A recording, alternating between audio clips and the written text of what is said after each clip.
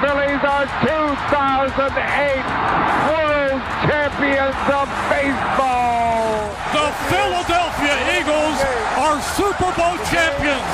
Eagles fans everywhere, this is for you. Now entering the game for Philly Pressbox Radio, Bill Furman and Jim Chet Chesko.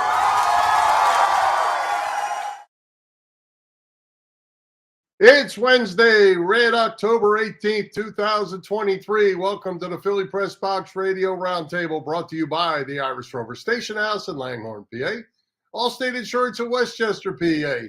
Cavs, Philly Tailgates, and the Edge of Philly Sports Network. I'm Bill Furman. I'll be your host tonight along with my partner, Jim Chet Chesko. And hey, Chet, the Phillies are on a roll. They're 2-0. One took care of their business at home, headed to Arizona to put this thing away and go to the World Series. The Eagles laid a big old egg against the Jets to fall to 5-1. The Flyers won their home opener last night in a shutout to move to 2-1 to open the season. The Sixers a week away from the regular season. And I heard today, Chet, that one guy didn't show up to practice today. We'll certainly talk about that. Oh, yeah.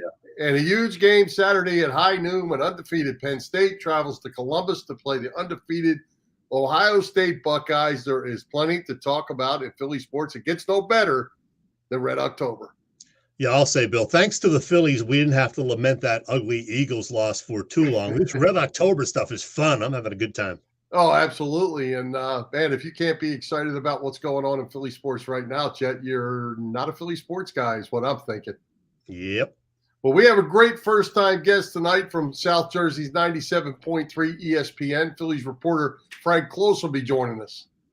Yeah, Frank and I have been Facebook friends for quite a while, and then we saw each other in person last month. We were at a tavern, of all places, to see a band that we both like. So we chatted, and here we are. He's on the show with us. Let's do it, Bill. Let's get to it. Let's welcome Frank Klose to Philly Pressbox Radio. Frank, welcome. Hey, good to see you guys. You too. Hey, Frank, let's get right into it. Thanks for joining us as we continue to enjoy Red October. Let's start by talking about what the Phillies have done these last couple of games. The Arizona Diamondbacks really look outmatched. Do you agree? Big time. I mean, I thought it was – I didn't know what to feel yesterday at the end of the game when the Phillies start subbing out Kyle Schwarber for Jake Cave and then Edmundo Sosa for Trey Turner. Was that a nice courtesy? Was that extra embarrassing for the Diamondbacks? But, man, you don't see teams subbing out their stars in an NCLS game. Well, I think it all starts with Zach Wheeler and Aaron Nola and the rest of the pitching. 23 strikeouts in the first two games, and great job by the two starters and a great job, even though the bullpen likes to kind of get us on edge a little bit with those leadoff walks, makes me a bit crazy, but solid pitching two nights in a row. Yeah, you can't say enough about Zach Wheeler and Aaron Nola, and you know what? I know Aaron Nola has had a few moments this season where he didn't inspire as much confidence as he has, but you know what? He's stepping up when it counts. And last year you could say the same thing. He was a big game pitcher into the playoffs, and that's why the Phillies got to the World Series last year. And they're loaded up with extra weapons this year. So with those two leading the way, I mean, one thing I kept hearing around the league is that the third starter on many of these contending teams super far from reliable, but they felt so comfortable having Ranger Suarez as a number 3 behind those two guys. And that made the Phillies a favorites for a lot of, national baseball pundits, because it really says a lot when you can have such a big start from your two big guys, and then behind them actually have room to go. Now, Arizona right now, you're about to see a complete dearth of starting pitching the next couple games. And, That, in my opinion, makes the Phillies very heavy favorites. But then you also know if somehow the Diamondbacks eke out a win or two, well, then you'll eventually go back to Wheeler and Nola, which is Phillies are in an enviable position. I'll just say that. I like the Phillies' chances for sure. You mentioned Aaron Nola. It was at this point last year in the NLCS when he had his first little setback after pitching pretty well for a while. Not this year. Look what he's done in the postseason so far. 3 starts, 3-0, ERA under 1. just 2 walks, 19 strikeouts. He's been amazing. And as everybody knows, he's going to be a free agent after this season. Earlier in the year, people were saying, well, no matter what, he's going to get at least $25 million a year. Now I'm hearing people are talking like $40 million a year for Aaron Nola. Do you agree with that? That might be a little bit much. I think the people saw the deals that Verlander and Scherzer got from the Mets. Yeah. Each getting $43 million each, which was a clear overpay, and the Mets got very little return on investment other than the prospects they got, which some of them are actually pretty decent. But I think this is going to be a challenging contract. I mean, some teams will be desperate enough to overpay. I mean, that's always how it goes. There are teams probably more desperate than the Phillies, and when this past spring was going on, I was down in spring training. The storyline was Aaron Nola saying, "Hey, yeah, I want to come back." Phillies were saying, "Oh yeah, we'd like to have him back." But at the time when couldn't get to the finish line at the end of spring training, I thought, well, you know what? There must be some mismatch here, and it must be just about the number of years, right? So Aaron Nola is 30, so he's playing for his 31 season on.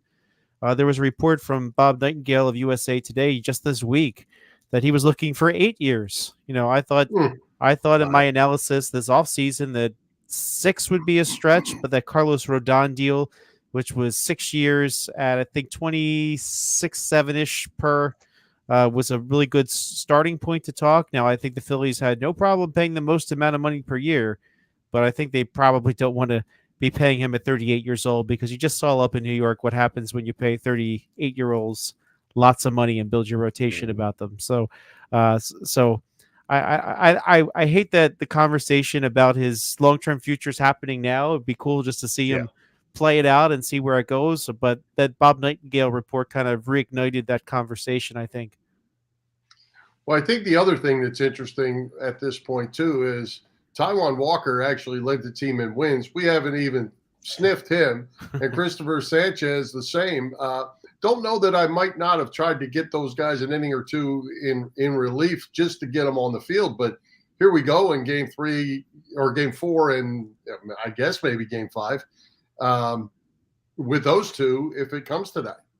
Yeah, I think what you'll see is Taijuan Walker will get the start. The right-handed pitchers match up better against the Diamondbacks. So by then, I mean, it'll be game 4. You got to feel kind of good about the Ranger Suarez versus Brandon Pfaadt matchup in game 3. If the Phillies already have 3, then I think it doesn't matter who they throw at that point. I mean, I think it'll be well into the Diamondbacks' heads and be well decided, if it's not already, honestly.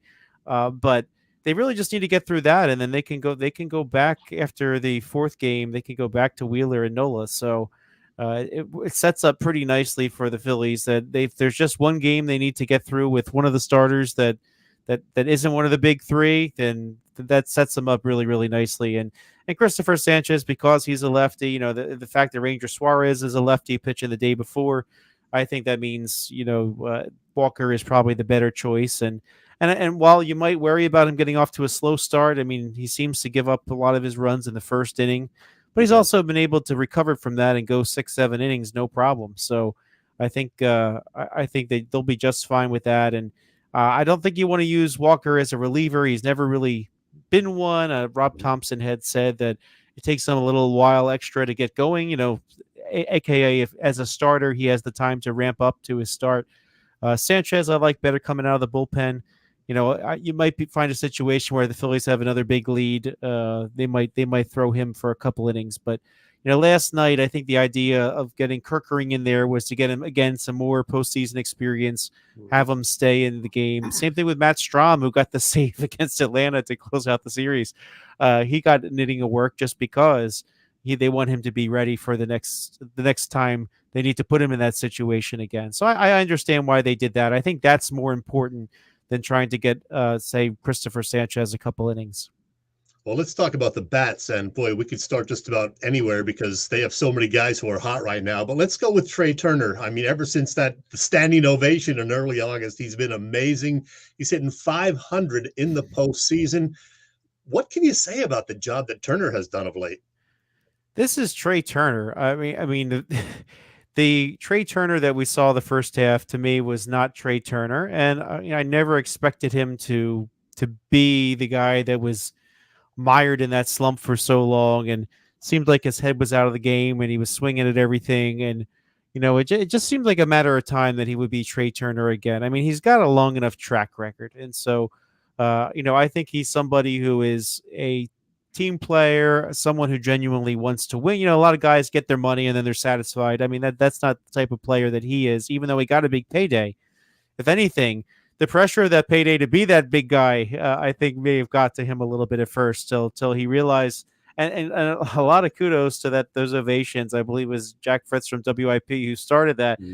Jack really really led a movement that made Turner say, you know what, I am pretty comfortable. So I don't really need to I don't need to worry so much. I just need to play my game. And man, what they've got from him since. I really thought that I had him preseason as the National League MVP when I looked ahead at things. That's something obviously I was a little off on. But if you look at how he's played since that moment, he's arguably been the MVP of the National League since that moment. So he will do that for a whole season at some point. I mean, he is just an incredibly talented player.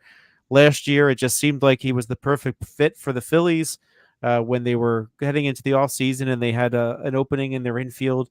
So I think he's been everything that they could have hoped for. Yeah, he got off to the slow start, but let's also remember too, the Phillies were without Bryce Harper at that point. They're without Ranger Suarez to start the season. So maybe that led him to press a little bit, maybe some of the other guys to press a little bit.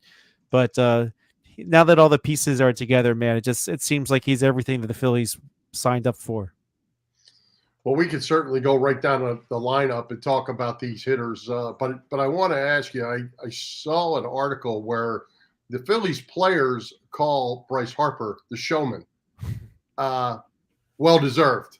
That cat is as good as we've seen around here in a long, long time. And the brighter the lights, the better the player, it seems. Sometimes maybe a little over-aggressive. That's okay. Better than being under-aggressive, I guess. But Bryce Harper has been everything that this Phillies team could have wanted. This Philly franchise could have wanted. Oh, absolutely. And when Zach Wheeler came up with that quote, we've always called him the showman. Any big spot he comes up, he comes up and hits that home run. I mean, think back to last year in the NLCS. It just seems surreal watching that ball go over the outfield wall against the Padres when the Phillies were able to take that game and clinch the World Series appearance.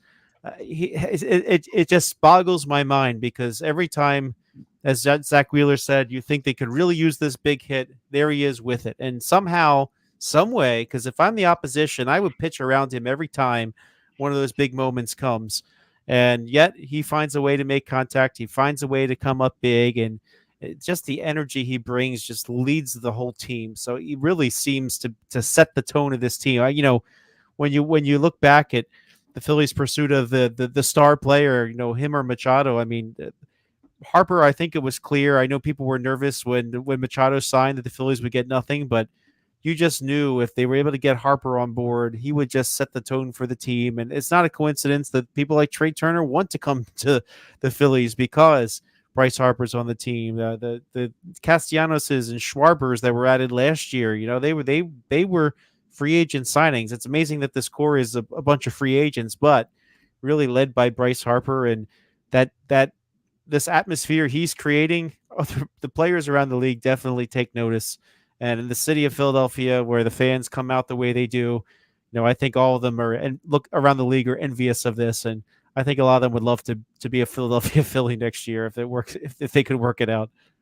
Of course, there are some homegrown guys, too, like Bryson Stott and Alec Boehm. Boehm is one of Bill's favorites, and he's one of mine, too. Just what he's been able to do defensively, the improvement there from last year to this year, and that's with playing, part of the year at first base. He is looking like a Gold Glover on occasion now over at third base. Those couple of plays he made in Game 2 last night, just amazing.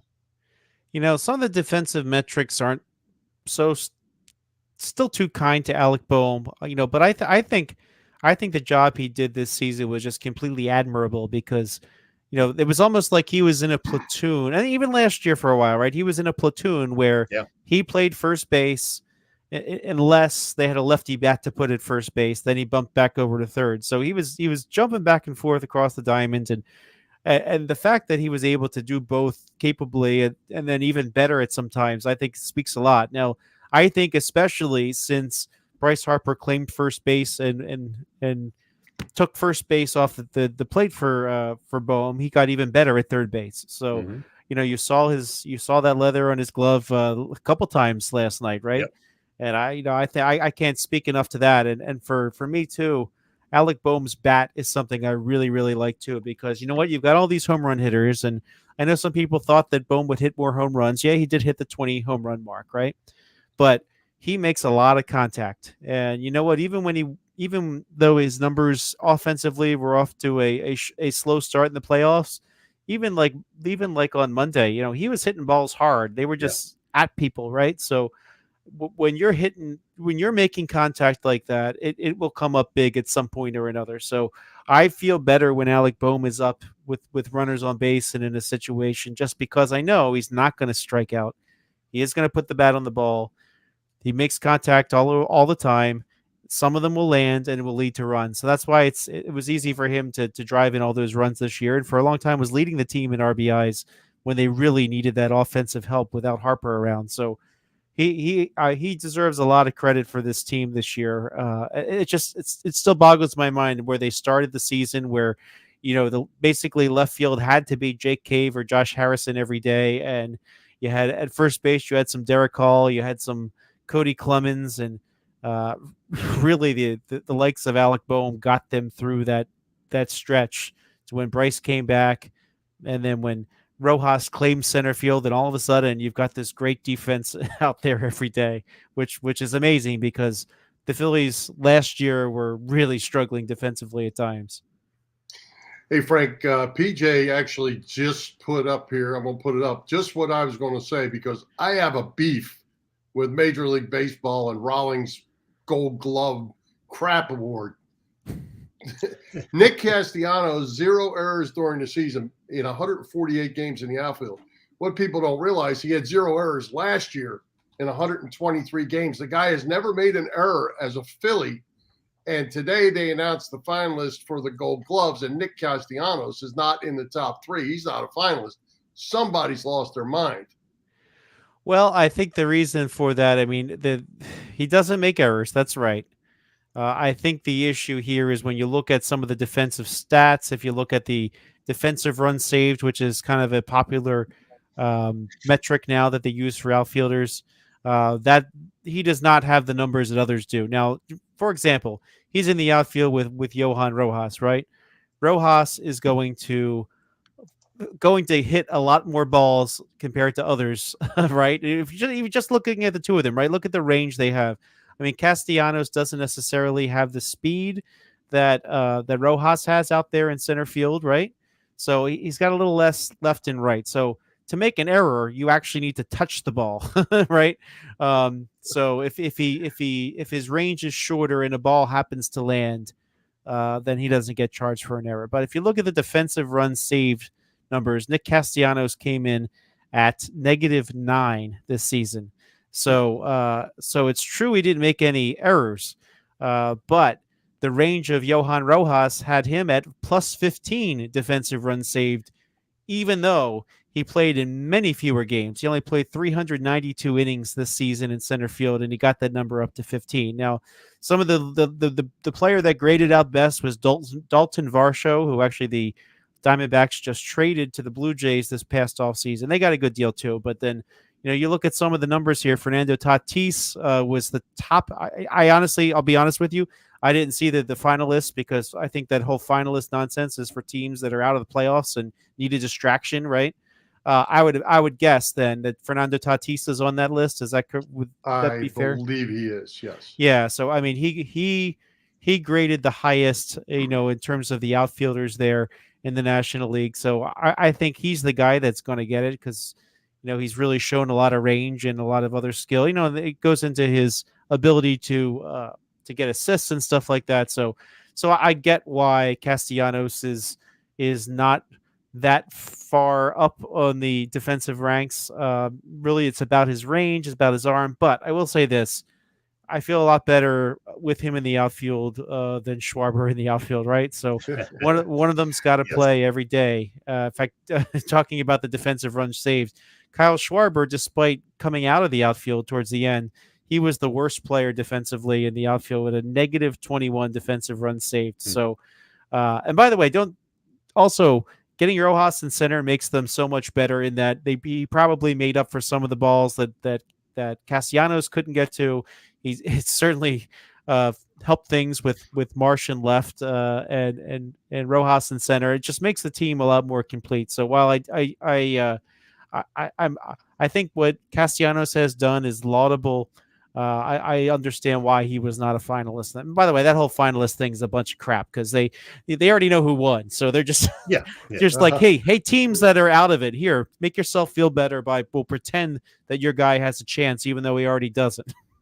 Phillies finalists, by the way, JT Realmuto, Bryson Stott, and 2 pitchers, Taijuan Walker and Zach Wheeler.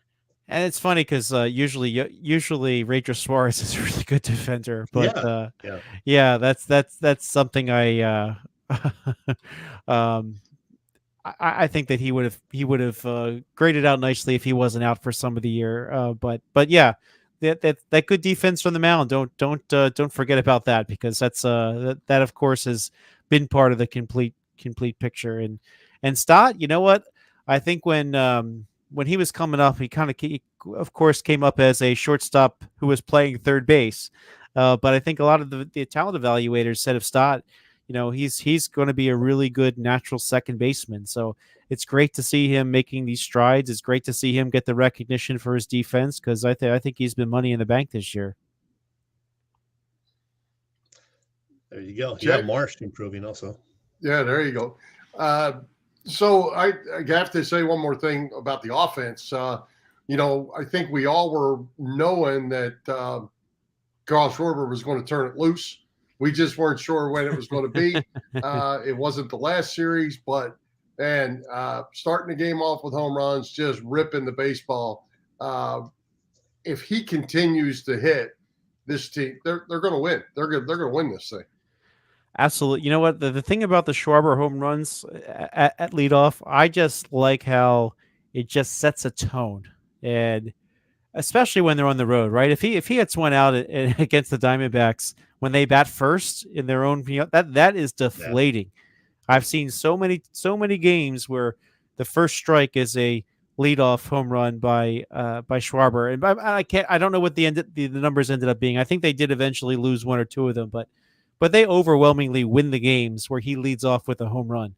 So I just think that alone, makes him the right choice. And I was one of the ones that believed that Trey Turner should have been leading off. I thought that made more sense, and I thought that Me too.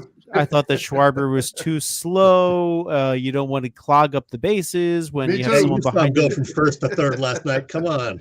Yeah, you know what though? I think at the end of the day, he's on base so much. I mean, I know he's the anomaly with a low batting average, but high on base. Yep. He's on base plenty, that they don't need to worry so much about that. I'm sure there are times where he does prevent the guy behind him. Probably, I think Turner now is going to be kind of locked into that spot in the lineup now that he's kind of hit his stride.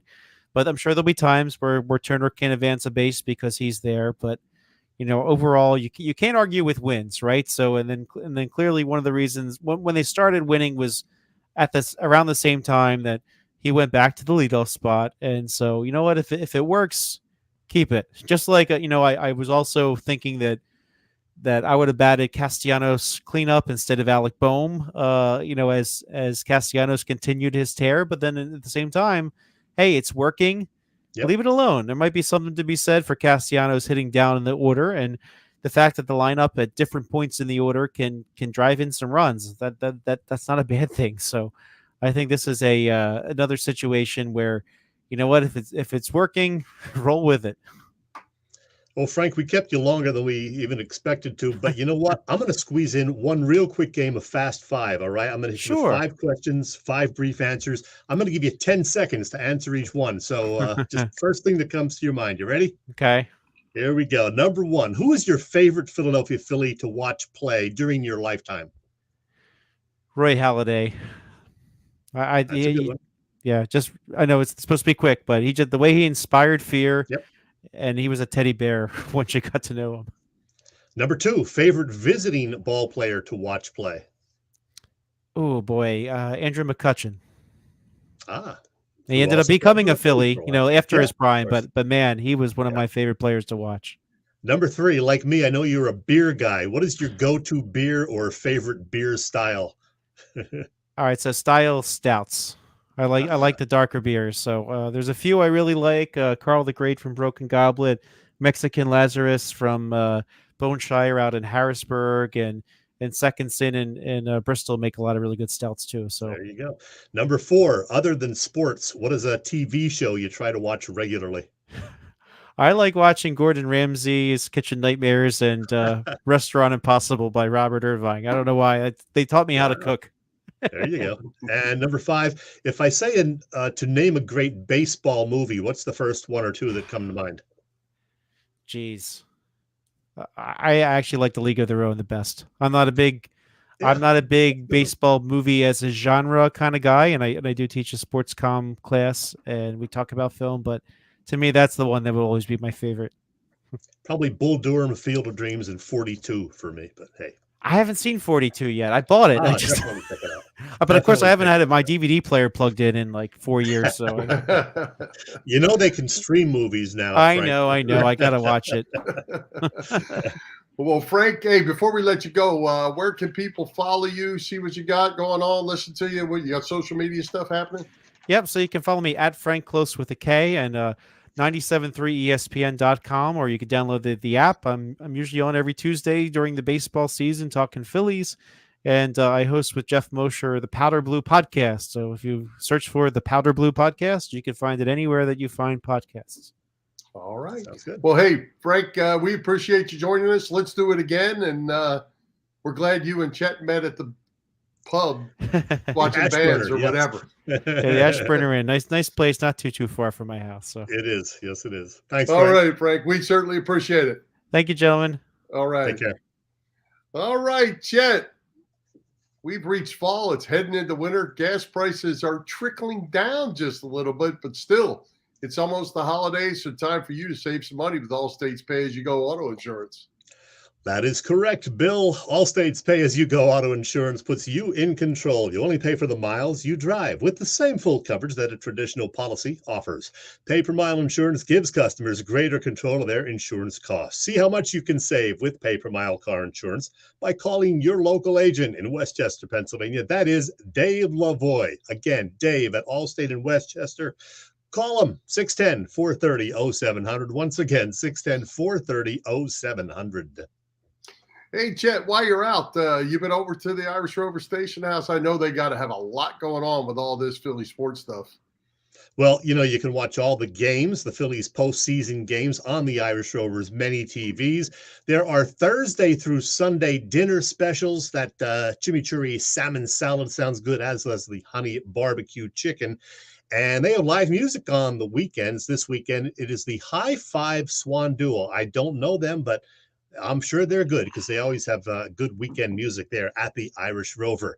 Now, coming up later this month, it is the Irish Rover's Halloween party, Saturday the 28th. Drink and appetizer specials, spooky cocktails, and prizes for the best costumes.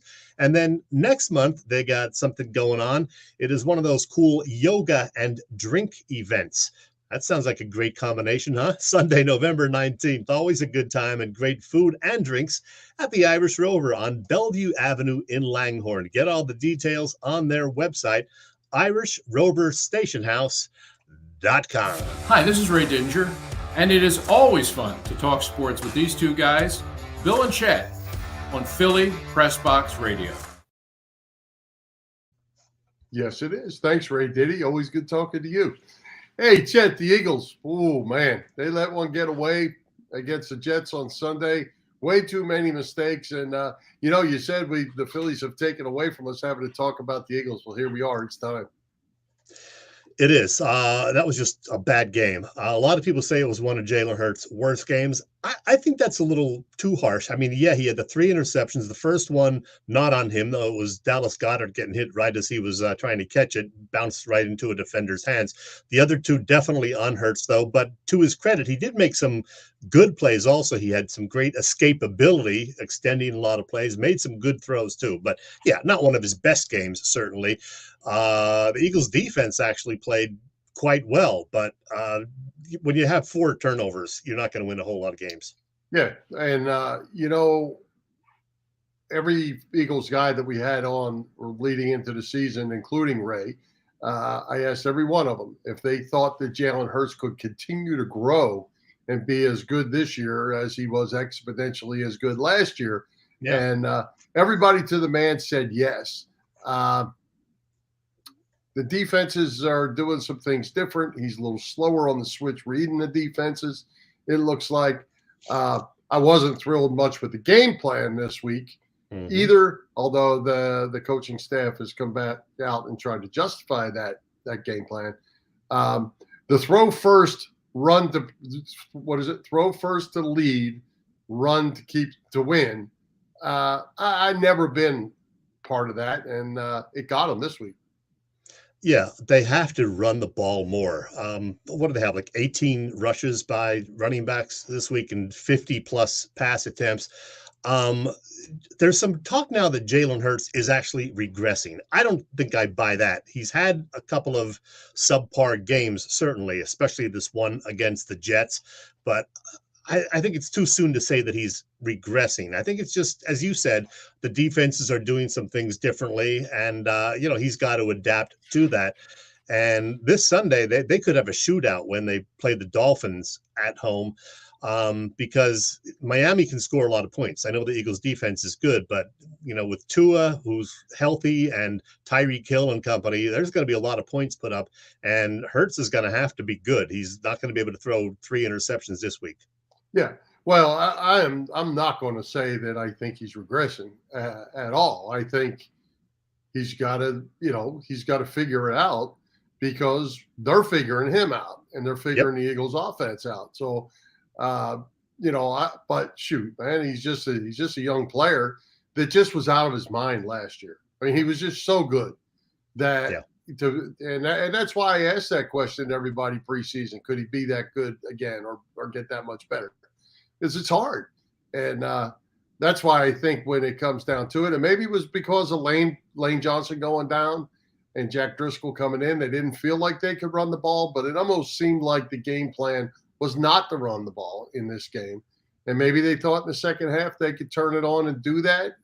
Then they ended up behind the chains of some, or third and long situations. They couldn't respond.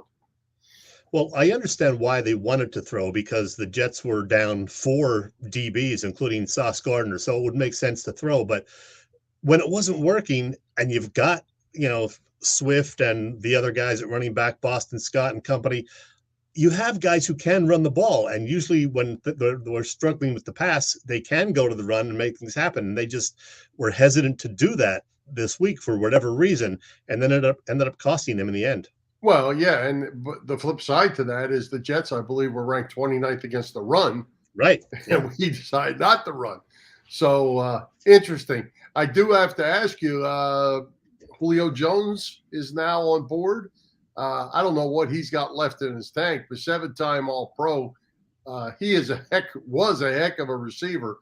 Yeah. And Quez Watkins is out for a little while. If Julio Jones can make an impact, man, this offense only gets again. I'm not expecting much, to be honest. I mean, he was certainly a great player. He's a Hall of Famer, but the last 3 years, he hasn't done a whole lot. He hasn't played more than 10 games any of the last 3 years because he's been hurt by injuries. His production has gone down each of the last 3 seasons. So anything at all they get from Julio Jones will be a bonus. Well, I think that last year, he was here at Tampa with Tom Brady, but he was a third guy. Mike Evans is the guy, right? So his production was going to go down. Sure, but again, if he can just take up space and make defenders cover him, it makes it makes it a whole lot better for AJ Brown, who is a stinking machine. That ball gets near his hands, it's getting caught.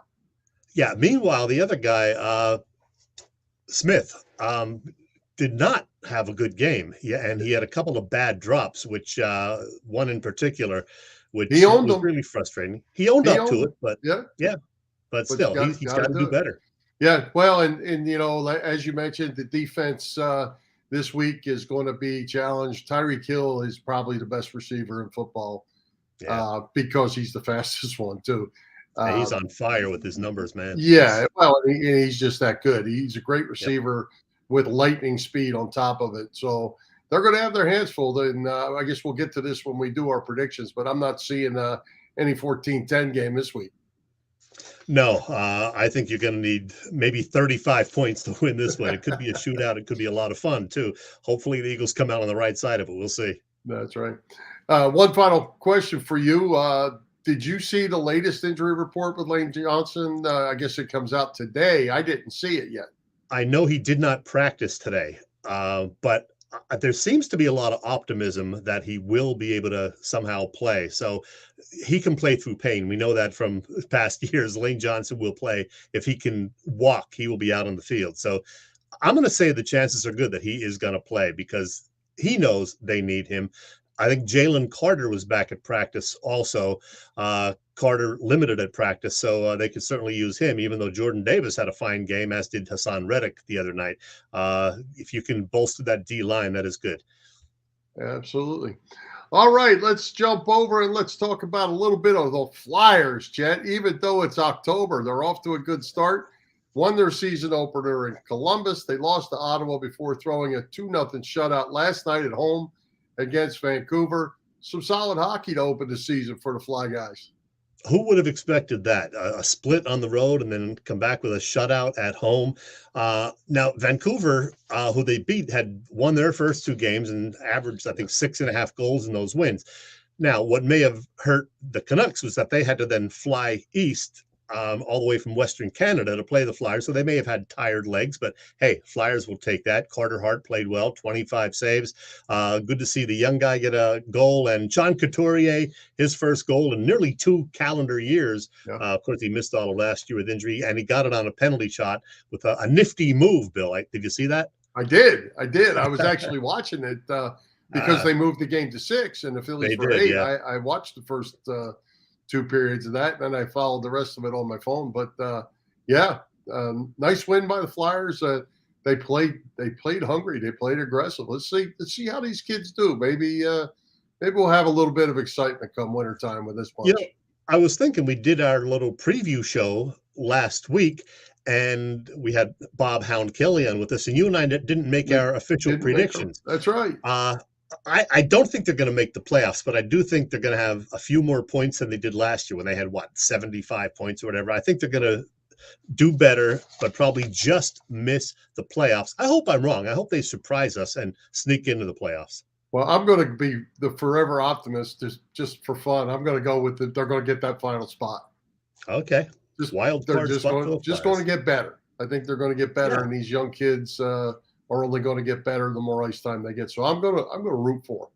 And Travis Konechny off to a great start. He had 3 goals the first 2 games. I think he had an assist again last night. If I'm not mistaken. I don't think so. Okay. No. But yeah, he got off to the good start, and Cam Atkinson as well. Good to have him back and healthy. So things are looking up. And then a lot of the young guys on defense, plus the old man, Stahl, and continuing to develop Carter Hart in goal. So, hey, maybe they'll surprise us. Interesting move by Tortorella, too. Not naming a captain and only naming one alternate captain, which is Scott Lawton. So he's responsible for all on-ice decisions, discussions, whatever, but he's not the captain. Have they had a captain since Giroux? Yes. Did they have one last year? Yeah. It's the guy they traded. The Hayes. Hayes. I think it was Hayes. Kevin Hayes. Yeah, I think it was Hayes. Okay. But anyway, interesting, and the idea is that the younger guys will be able to speak up. They don't have much of a hierarchy type thing to work through. It's in his mind, it's a developmental thing, and hey, we'll see how it works. Interesting move. Yeah, good to be talking Flyers hockey again, Bill. October, Red October. Yeah. Hey, let's give a shout out to all the shows over at the Edge of Philly Sports Network this week. The gang, as always, has all the bases covered. You can catch all the action on www.eopsports.com, as well as Edge of Philly Sports on YouTube. You can also find our show on the Philly Pressbox Radio YouTube channel. Help us out. Hit those subscribe, follow, and like buttons, and as always, share with your family and friends. And as you can see, every day of the week, there's something going on. Baseball, football, lacrosse, hockey. We got it all. And Chet, I don't have the exact number, but the Edge of Philly passed, what was it, 5 million YouTube views? I believe so, yeah. Yeah, 5 million. So yeah, I think it was 5 million YouTube views for the Edge of Philly Sports Network for all the shows. That's pretty darn good. Check them out. They're all good. It is. Hey, on a related note, we occasionally get asked about audio podcast versions of our show, which have been pretty impossible to find since back in March when we switched some things around. Well, there is some good news on that front. Our last 6 shows that we did are available now on both Spotify and Amazon Music. Now, if you use Spotify, which is a great music service, you can do it either the website or the app. Just open it up and type in the search bar Philly Pressbox and look for our green Philly Pressbox Radio logo, like you see there. The tint's a little off there, but yes. Look for Philly Pressbox Radio and the green logo, not the red one, because that's just the old shows from last March and before all of that. But go to Spotify, type in Philly Pressbox or Philly Pressbox Radio, and you'll find us. Now, if you use Amazon Music, similar deal. Search for Philly Pressbox or Philly Pressbox Radio. And again, look for the green logo, not the red one, in the header. And as you see right there, you'll see it says Philly Pressbox Radio, and you'll see the most recent 6 shows that are there. We will add more of them as soon as I get time to manually add them. And then all future shows will be there after the next day they air live. So this is for people who want to listen to our shows, but not look at Bill's or my ugly faces. So there you go. We will have those audio versions available on Spotify and Amazon Music. We are sort of also on Google Podcasts, but the shows are tougher to find there. I'm working on that, and I'm still working to get the recent shows on Apple Podcasts as well. It's a bit of a hassle with them, but we are on Spotify and Amazon Music for all of you audio podcast fans. Yes, and a very, very quick update on our website. It has done nothing yet because apparently our designer, Matt, all of his websites got hacked. So he is really trying to work through that, obviously, and we will get there, but we're not there yet.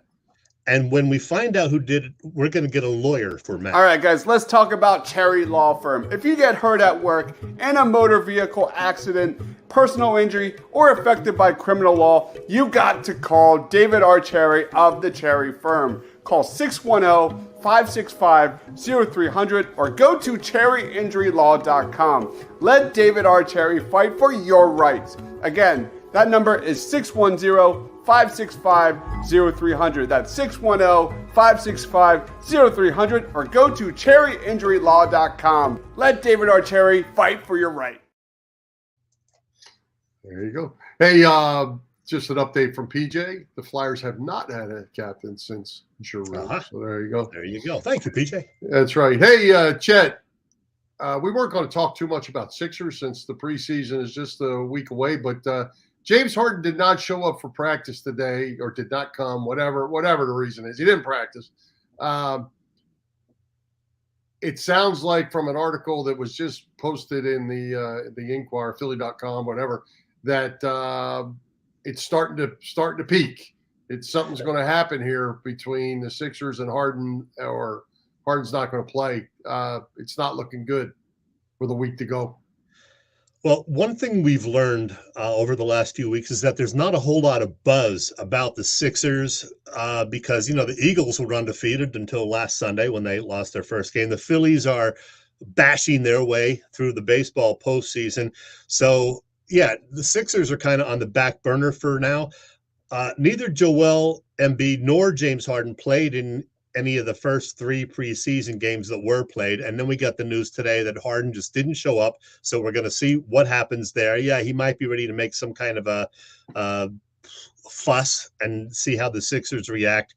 I don't know. They have one more preseason game this Friday at home. Who knows if Embiid or Harden will play. Tyrese Maxey has been playing and looked pretty good, although he left Monday's game early with some back spasms. Tobias Harris is still around. He actually had a big game on Monday in the preseason victory. Beyond that, I have no idea what's going on with the Sixers because, like the rest of the Philly sports fandom, we've been focusing on the Eagles and Phillies here in Red October. So who knows, but we're going to talk some Sixers next week because they're going to tip off their season for real a week from Thursday. That's the 26th of October. All right. Well, Chet, it's prediction time, and we'll see how this goes. But before we do get to this week's picks, how are you, Bob Patrone Jr., Boop to his friends, and I doing through week 6 on both our picks and our margin of victory pool picks?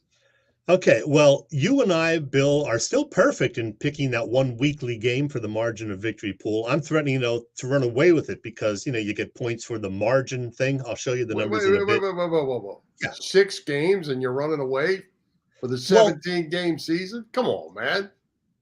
Well, so far. Oh, I got to. That's not running away. You got a little lead. Bill, I got a big lead, and I'm going to show you something. Just points. It's nothing. It's just points. And it's going to get tougher because, you can't reuse the same pick later in the season. So now I got to find that and bring it up. Maybe not. No, I'm going to show you. Margin of victory pool. You want to see it? I'm going to show it to you right now, Bill. Look, you and I are both 6-0. We've got all the right picks, but the teams that I've picked have won by a much bigger margin. Take this past week. I took the Rams, you took the Raiders. They both won. The Rams won by 17. The Raiders eked out a 4-point win. So, yeah, we're both 6-0, but I got 114 points based on the margin of victory. You have 69. Boop has 2 losses already and almost had a third because Buffalo almost got upset by those stinking Giants this last week, but they did hang on to win. Boop is a distant third with 49 points. That's the margin of victory pool, Bill, and we're going to make our picks on that in just a second. But you just remember one thing, pal. Yeah. I didn't use Kansas City yet. I didn't use the Rams yet. Well, I have used the Raiders and the Vikings, which you got to use at some point. So you just keep that in mind, pal. All right. Coming after you. It is a lot. We're only a third of the way done. 6 weeks down, 12 to go. That's right. All right. Let's get to our weekly picks. I don't know that we did so good this week. Oh, matter of fact, let's see. Yeah, week 6 was tough for all of us. Boop and I were both 2-2, and you picked the Chargers to beat the Cowboys, which didn't happen, so you were 1-3. So for the season, Boop and I remain tied at 17-7. You are now 3 games back, Bill, at 14-10. Yeah, we'll be all right. Okay, let's do it this week. We have a couple add-ons since Dallas is off, speaking of them. And the Commanders and the Giants are playing each other. So we had to add a couple games. We have Detroit at Baltimore. The Ravens are -3. Falcons at Tampa. The Bucks are -2.5. The Commanders visit the Giants. The Commanders are -2.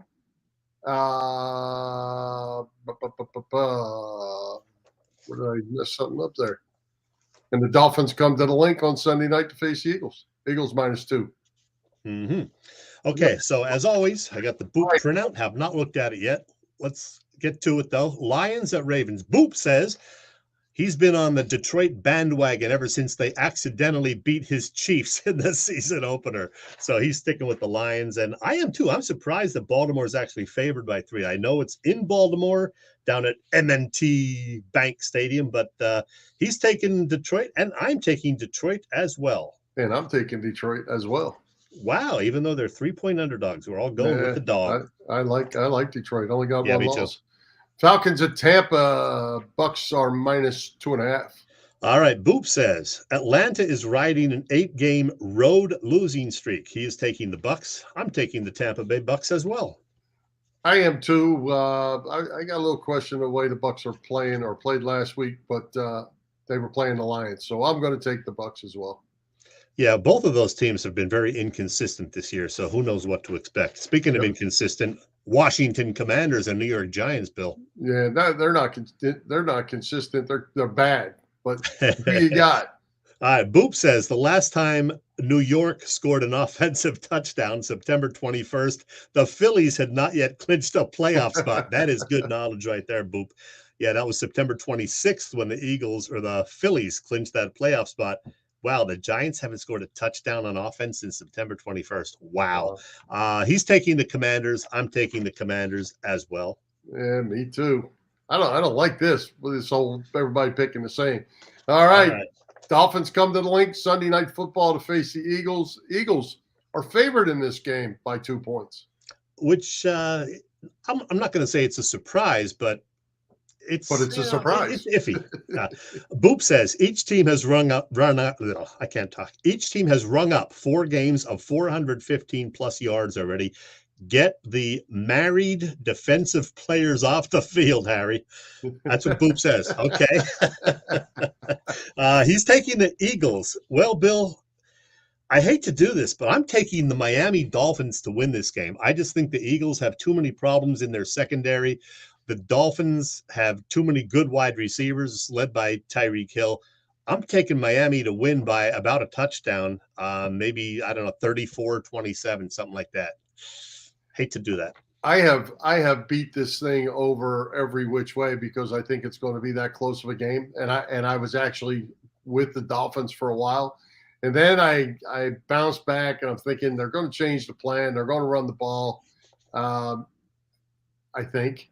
So I'm going to go Eagles, but I'm going to go a close game and probably a high-scoring game, 37-34 kind of thing. We'll see what happens. I wouldn't be surprised if the Eagles do lose this game, though. So I will root for you guys to be right and gain a game on me. But if not, I pick up another game on you guys. So I pick the Dolphins. Oh, Robert Moser's throwing up a 30-14. Whoa. Man, I don't know about all that, but I don't know. All right, we got to make our margin of victory pool picks. There we go. That's what we got so far. As I said, I'm running away with it for now, but a long way to go, and we can't. You have a lead. Teams. Yeah, I know. All right. Boop is taking the Seahawks, and as a matter of fact, I am also taking the Seahawks to beat Arizona, Bill. Well, Arizona, yeah, okay. I'm taking the Buffalo Bills. The Buffalo Bills to pound the New England Patriots this week. You are taking Buffalo. Boop is I believe taking Buffalo Seattle. is about a 9-point favorite in that game to start with. Yeah, I like your chances there. So Boop and I are taking Seattle. You're taking Buffalo. All right, we got it. All right. So, hey, Chet, football season full swing. What's that mean for Bob Cavanaugh and the gang of Cavs Philly tailgate? Well, I have no idea what anything means anymore, Bill, but I can tell you that Cavs Philly Tailgates has been cooking up terrific catering work for more than 30 years. Known best for their tailgate parties, Cavs is a 3-time winner of Philly Tailgate's Jack Daniels Great American Tailgate Party Contest and a past winner of the Philly Daily News Tailgate Award. Cavs also does corporate events and parties. You name it. Check out what they have coming up. These are the home tailgates, October 22nd, November 5th, November 26th. All good games, by the way. Dolphins, Cowboys, Bills coming to Philly, and you'll enjoy a great tailgate before that over by Live Casino. Always a great menu for those tailgates. Order your tickets for the tailgates via the website, phillytailgates.com. Check the site, and if you have any questions, you can email them at cavscatering@verizon.net. Cavs Catering is the way to go. And as you probably know, Cav works with Vince at Philly Sports Trips. They are the folks to use for all the Eagles road games and more. And you know all about them. They go to all the away games for the Eagles, and they are heading out, I believe it was today, to Arizona for the next few Phillies Arizona Diamondbacks games. I think there's going to be a lot of Phillies fans out there given the ticket situation. PhillySportsTrips.com, the way to go for all of that. There you go. Hey, great guest Get out of tonight, there. and Frank Klose, who's coming to Philly Press Box Radio next week.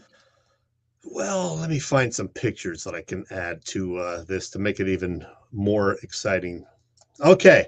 Wow. Do we have a show for everybody next week, Bill? Now, of course, there's going to be Phillies and Eagles talk. We expect to be talking, as a matter of fact, about the Phillies heading to the World Series. I believe that would start next Friday.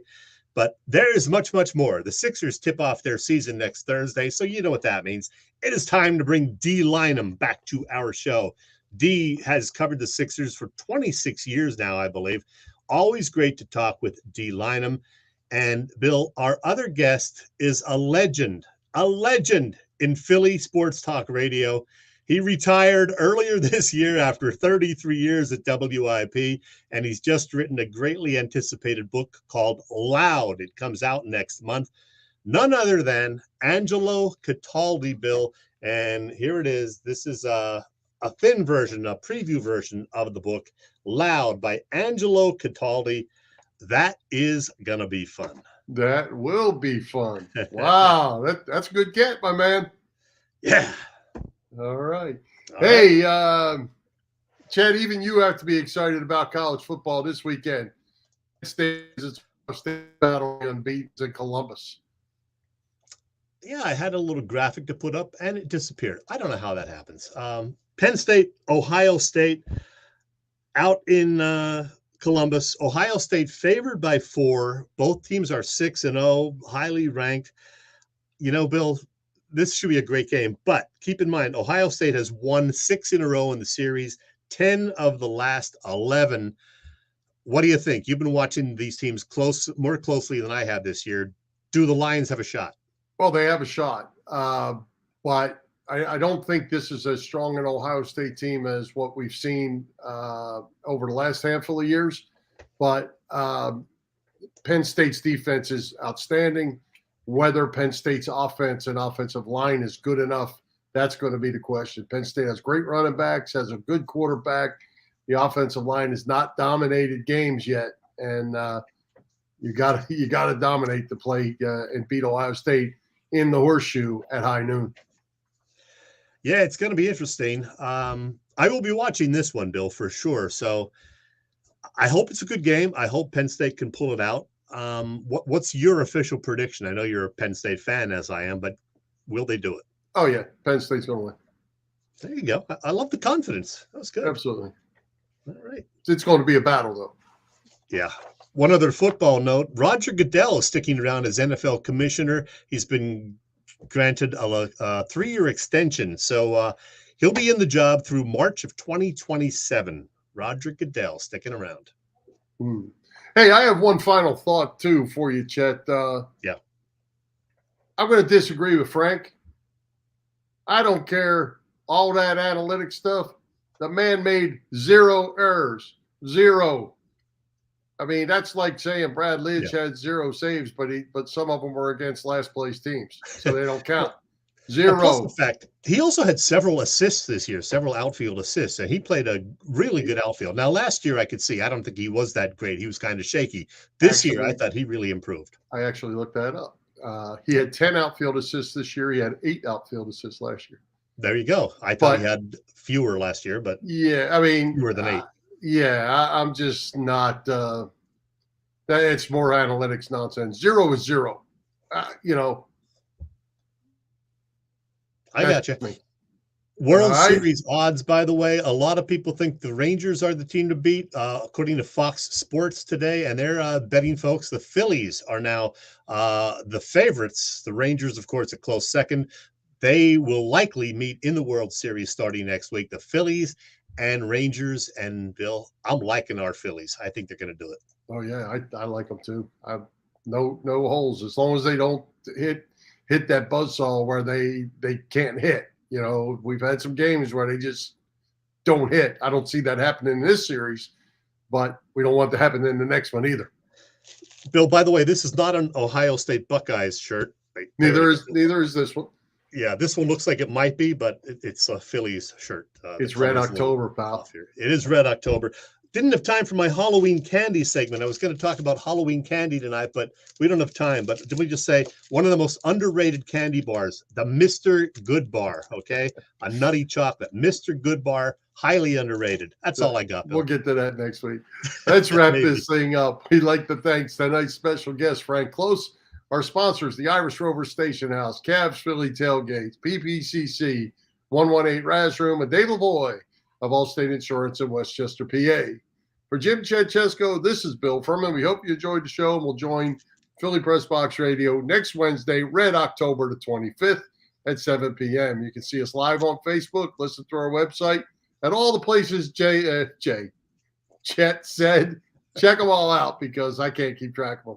High hopes, Philadelphia sports fans, and let's go Phillies. Mr. Good Bar.